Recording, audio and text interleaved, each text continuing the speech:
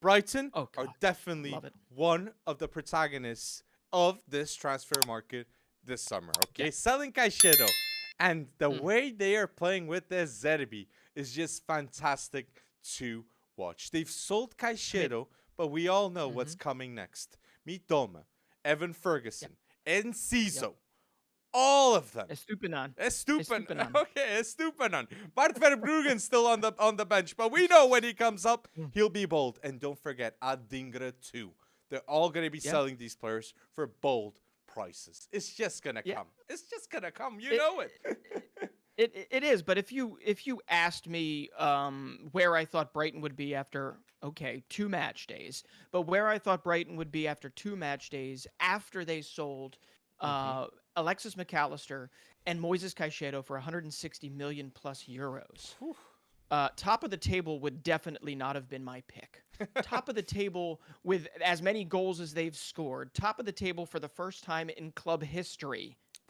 I would have never, at any point, doesn't even matter, at any point after a game has been played, it is absolutely insane that we are talking about a completely different midfield. And they didn't play Dahoud, who played in the opening day. They played Billy Gilmour this time out.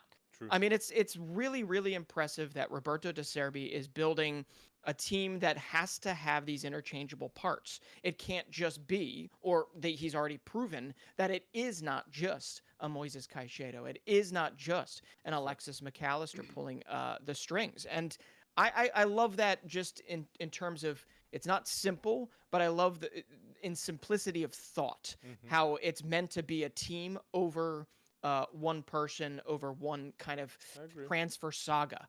So I'm really interested to see where it goes. But I think the biggest thing that I get out of Brighton and De Zerbi in general is what he does with the players that are the mainstays around it. And I know we've said this in the past, but it bears repeating because Solly March right now, and again, it's 2 match days in, Solly March has been with them through thick and thin. He's only known Brighton, Hove, and Albion, right? He has been with them since 2011. 2013, he made his debut, I believe. And he has been with them, and now he is joint leading scorer after 2 match days in the Premier League with 3 goals, and I believe he even chipped in an assist, right? It is the guys that he is getting out performance from that I am most impressed with. I really, really am. I mean, Adam Webster coming in, John Paul Heck, who none of these guys are really going to be talked about as the season progresses. Webster was 20 million. Oh, you're right. You're right. Webster was 20 million, which, but Dunk. I mean, come on. We've talked about Dunk, Jason Steele. These guys are all outperforming. No, and I agree. It comes down to me that it is all about the system, and it's not about necessarily the players in the system.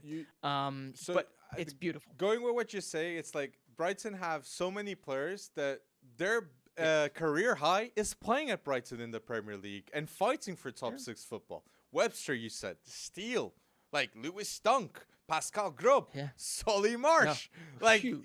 Like the amounts of players that are role players that know their position is elite. And Estupiñán and James Milner as fullbacks, that is actually a pretty nice fullback duo, okay? And it's a big change, and the mentality of Brighton has changed. And De Zerbi has a big hand in what you're saying. And Mitoma, mate. Yeah. I don't know for how much Mitoma is going to go for, but I know he's 27.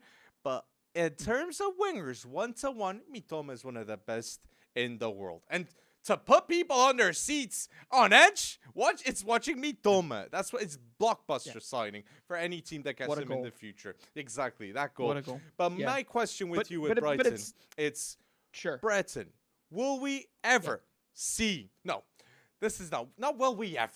In the next 3 to 5 years, will we see Brighton in the Champions League, Brighton?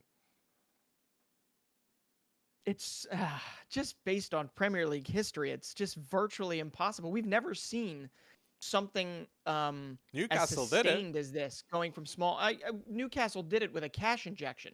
I get you. Newcastle did it with a cash and very savvy moves. I don't just want to throw it all out there as just cash is what made Newcastle good. Eddie Howe is a massive part of that. But Brighton is just such a different, such a pleasing flavor of Premier League come up that I want to say yes. I want to say yes so bad, Alex. But I just can't because of the amount of money being thrown around in the Premier League. And ultimately, we are talking two match days into the season, and we have not seen Brighton punched in the mouth yet.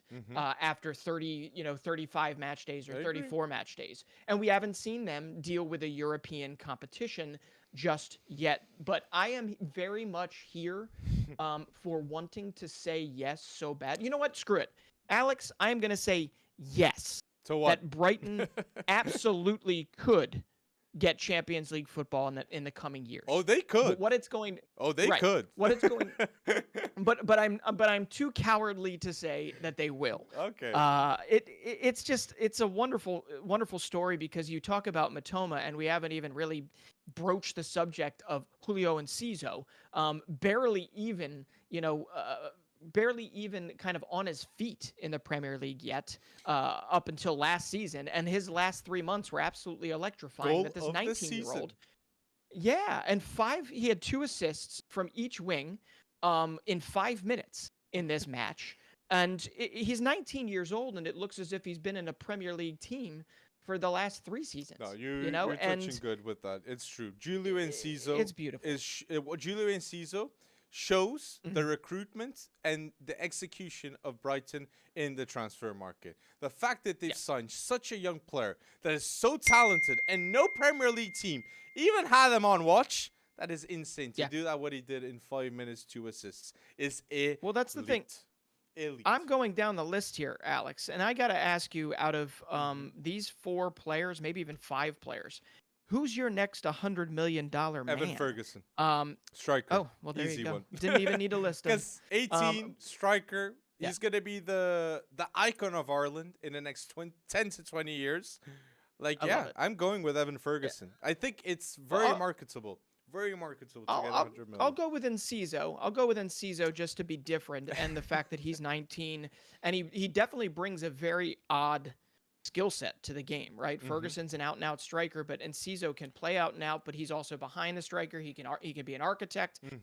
There's a lot of really good to his game. I think the only worry you can throw out there that Ferguson does not have the problem with is size in the Premier League. Nobody's basically giving him the old Roy Keane welcome. But when it comes down to it, I mean, here's your weekly reminder that this is Brighton's transfer policy in a nutshell. And I know most of you that listen to us more often than not, you've heard this before. But here's your weekly reminder that Mark Cucurella was considered a absolute necessity for the way Brighton plays previously. With Potter. They sold him off under Potter, you're right, but they sold him off and they netted 50 million plus in a transfer profit. And on top of that, we all can agree they brought in a better left back. A left back that, in the first 2 matches this season so far, and there's a lot more to go, he is one of the more electrifying left backs in the league to watch. And I love, I know we talk and we wax poetic about it, but I don't know how you can't like this story. No. There's no history here.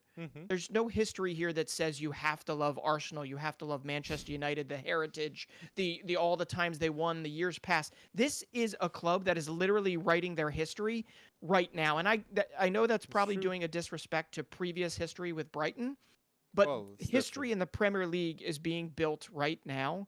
And it's just such a fun ride to be on. It really is. It's the fact that Brighton, in a year, got £389 million in sales.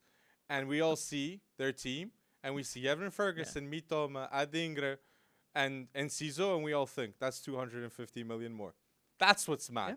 That's what's mad. It's the development and the process that they're doing things. But tell us down below, what do you think about Brighton? And anything about the Premier League. Tell us what you want to hear.